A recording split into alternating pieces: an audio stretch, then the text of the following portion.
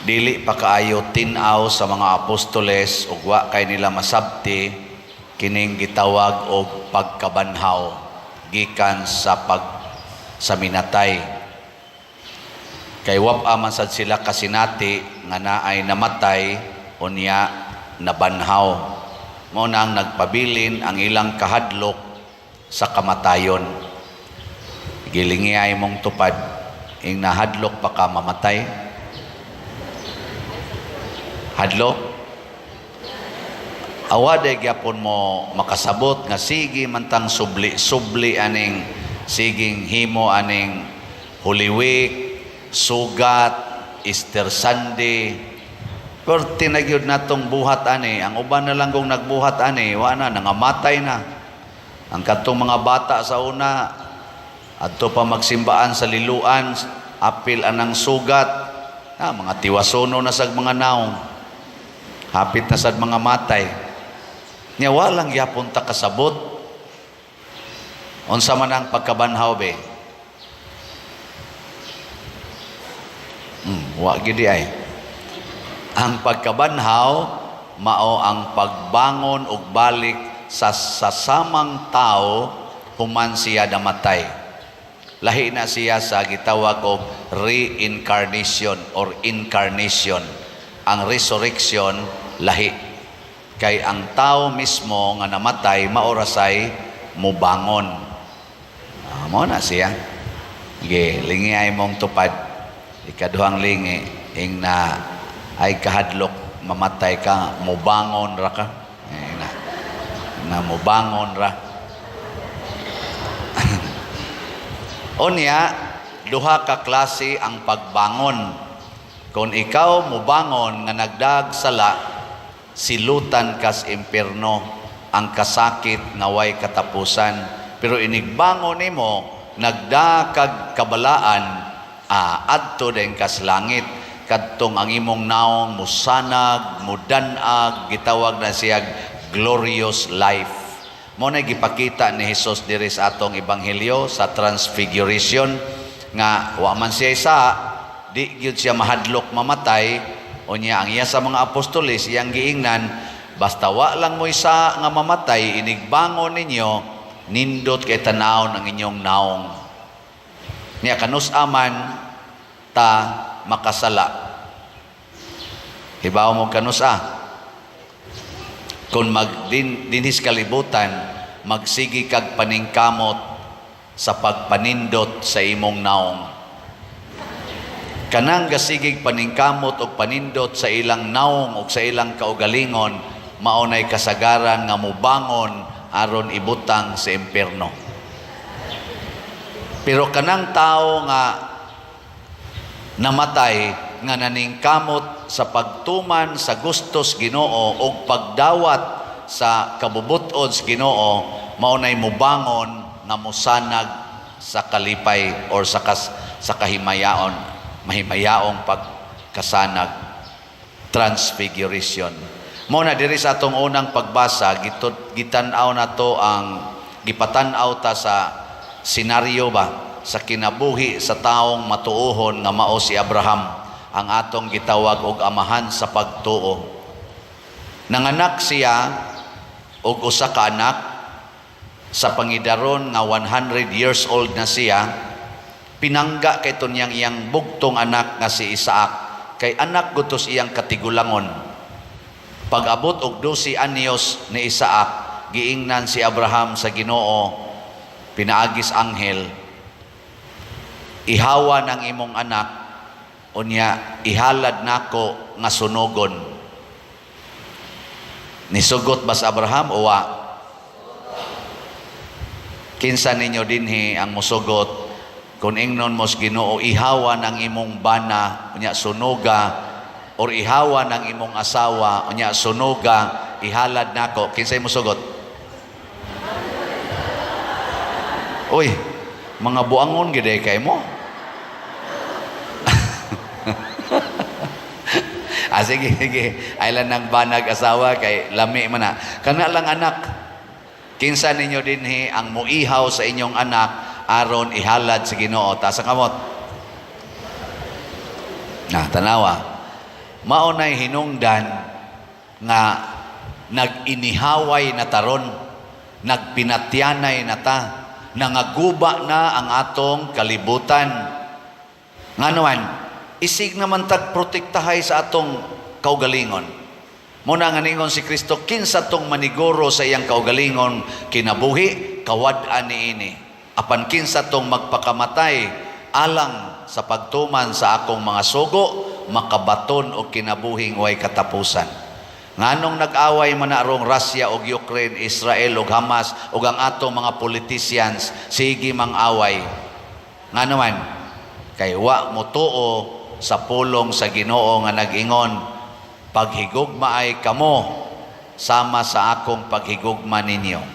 Wa mo tuo sa pag-ingon, higugmaa ang inyong kaaway. Mao na. Matod pa diri sa atong Ebanghelyo, nakadungog silang tingog nga niingon, kini ang pinangga kong anak, pamati kamo kaniya. Nga asa maminaw. Nga naman, si Kristo di ay mo'y nag-ingon, nga kurala ng inyong kurala ng inyong balay, nga wa na'y agianan inyong silingan. Si Kristo gasulti ana. Si Kristo mo'y nagsulti nga pagtukod mong tindahan anang kilid Diyos karsada. Ha? Si Kristo? Nya inyo pag yung butangan o kanang tabon-tabon inyong tindahan, di na hinoon, mulapas na noos karsada. Si Kristo mo'y nagtudlo ana nga pagtukod mong balay diha gyud sikit sa karsada, nya ang inyong atop tuan na sa tunga-tunga sa karsada. Ha? Wa magsulting ubo ana. Pero ambot ngano ang ubo wa man sad mo badlong. Wa sad magsulti ana ang mga barangay officials, pero ngano wa man sad mo badlong ang barangay officials? Doko-doko ra ba? Di ba? Ang ako ba, di mo gusto maminaw sa Ginoo? Mao na rin naggubot na itong katilingban. Di mo ta minaw. Paminaw ragos Ginoo, kamong mga batanon, ingong Ginoo, ayaw pagpakighilawas. Pasabot, ay mo pag-sex, nga wap amoy kasal. Paminaw ragod mo, ana. Wa gidon tay magpabunyag, magsigkugos anang bata, way mga kasal, wa pagi mga papa ang uban. Nga pangutanon pagin mo kisay papa, ambot. Ambot. Ana. Nganong ambot man, daghan man to. Nganong daghan man, ngit-ngit man to. Kuyog-kuyog man na to, kuyog-kuyog. Ana. Kinsa man gito, ambot. Mura man tong nay, pari usa. Pasanginlan pa mi. Ana. Paminaw gyud Ginoo. Unya, diri sa atong ebanghelyo sa ikaduhang pagbasa, gisulti dinhi, kung maminaw tas Ginoo, bisan unsay atong pangayoon, iyag yung ihatag. Ngano man, kay kadto kunong kita mga makasasala pa, ang Ginoo nagpakamatay para natong mga makasasala. Unsa nakaha kung maminaw na tas Ginoo, ang tanan natong pangayoon ihatag yun. Ako bitaw nangayo mangyugong mahurot untag kahalin ang slots. Nya ako jung mabantayan basta makasagan ko labi nagdako-dako akong sa minus kay halin. Bitaw nya kana ganing akong pugnan gid ang sala, di jud ko magpakasa, di jud ko magpakasa. Kana bang sala ba nga kahibaw kung sala ba? Nya ko di gyud ako gining buntogon ana dako og halin. Bitaw mo bitaw nga turong halin gamay kayo. Kay baon na. Oy, dili tingali ako'y sadaan, kamo tingali sadaan. Oy. Ambot lang ka. Kay kana sa mga sadaan, di man sa namang gihatagon. Kana mga sadaan, di na mga hatag. Oy. Magdungan-dungan rataan eh. Na, ang sala gyud mo ibabag aron mahimot ang malambuon. So ang atong SBF dag para sa atong kumbento nahalina na ta og 11,949 ka slots, napay 48,051 ka slots nga available. Atong pakpakan ang namalit niini. Mao ni sila yung mga waysa, no? atong tan-awon kadiyot ang atong update sa kumbinto. Mao na nay atong bag-ong naong sa kumbinto.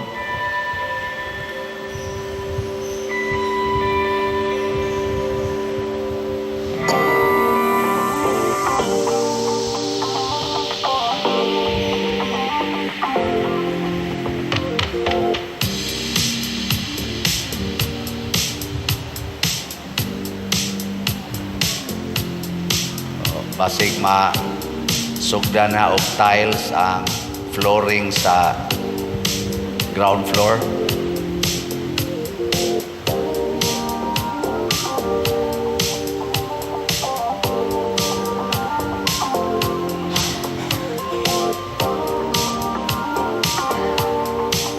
Na human-human na sad ang tiles sa atong second floor.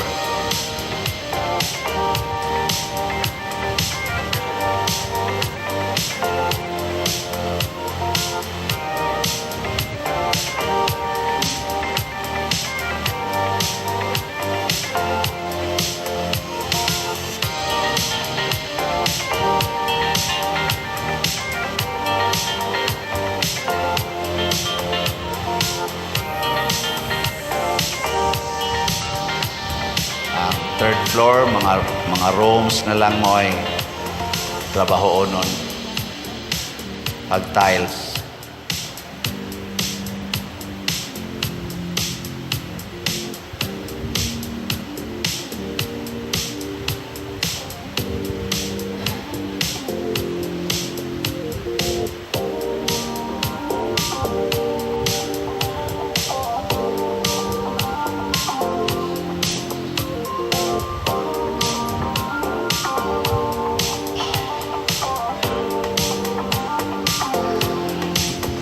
Roof deck, orag kuman naman gitingali nag-tiles.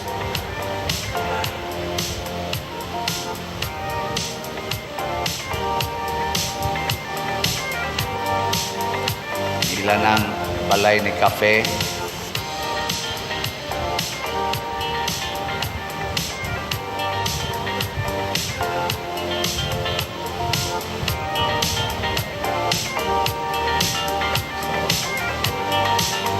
Limpyo na. Salamat kayo.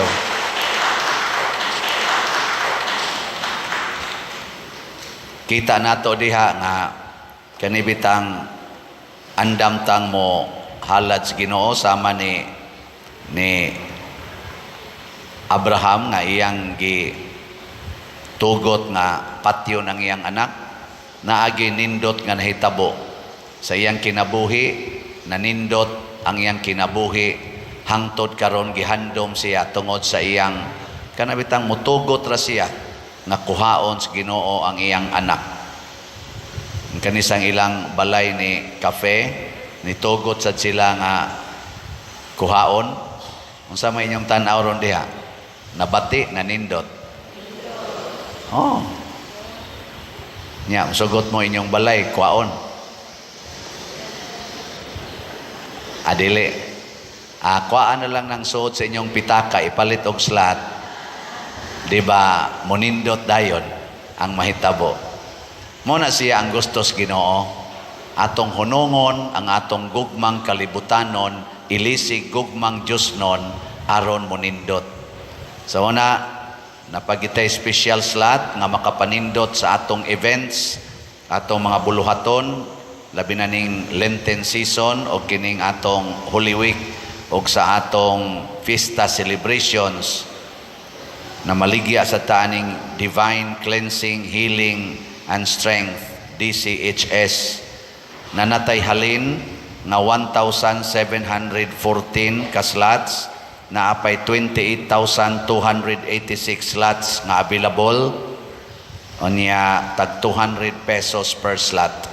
Nasa taan ni 22 slot challenge nga tag 4,400 per challenge. Kanisad siya makapanindot sad ni sa atong mga celebration sa aning Holy Week o sa atong fiesta. So atong pakpakan ang namalit ni ini. Salamat kayo. Naana sa tay 29 ka 22 slot challenge nga nadawat. Unya ang ato sang sitiyo nakapanindot gyud tog kinabuhi karon sa mga taong bati kayo unta og balay na gubaon kaayo nanindot-nindot. Niabot na og 55 ka balay ang atong natrabaho, napun-an og 5 sa miaging semana. Atong tan-awon sa makadiyot ang mga balay nga atong natrabaho. So mao ni siya ika 51 before niya ang after mao na siya naong di gyapon kay nindot pero arang-arang na. Yang ika 52 mao na siya ang before niya ang after mao na siya ang ika 53 mao na siya ang before o niya ang after mao na siya ang ika 54 mao na ang before niya ang after mao na siya ika 55 mao na siya ang before gisugda na guba niya ang after mao na now. So atong pakpakan ang atong mga panday nga trabaho niyan. Sa inyong pagpamalit og slots, sa inyong pagtabang dinhi simbahan, sa inyong paghalad sa inyong mga givalyo nga kwarta or mga talents inyong gihalad nga ni sa simbahan sama sa gibuhat ni Abraham, sama sa gibuhat ni Jesus ug sa mga santos mo transfigure gyud ta. Manindot gyud mo nay ginaingon inighuman sa kasakit do nagyoy kalipay, ighuman sa pagantos na agyoy kasantos. Inighuman natog guba sa atong mga standards aron mosunod sa Dios nung pamaagi na agyoy nindot nga maugmad nato dinhi sa atong parokya o sa simbahan.